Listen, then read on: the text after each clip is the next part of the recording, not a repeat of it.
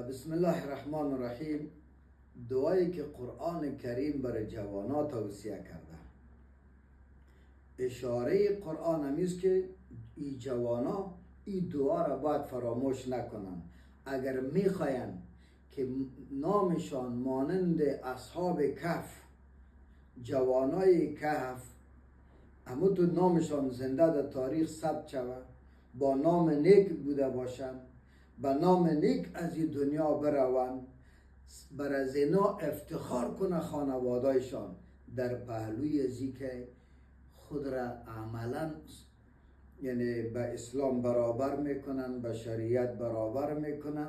در پهلوی ازی این دعا را بخوانن که در سوره کهف اصحاب کهف این دعا را قبل از اینکه وارد کهف شوند، این ماجرا بیاید، این دعا را خواندن. در آیت دوم است، میگن که ربنا آتنا، ای پروردگار ما بده بر ما من لدنک رحمتا، از جانب خودت رحمت بده بر ما. یک، مطلق از الله رحمت میخوایم. دو، و هیئ لنا من امرنا رشدا، بر ما آماده بساز، برابر کو بر ما ای پروردگار ما رای رشد ما را، رای چی را؟ سعادت ما را، رای کامیابی ما را.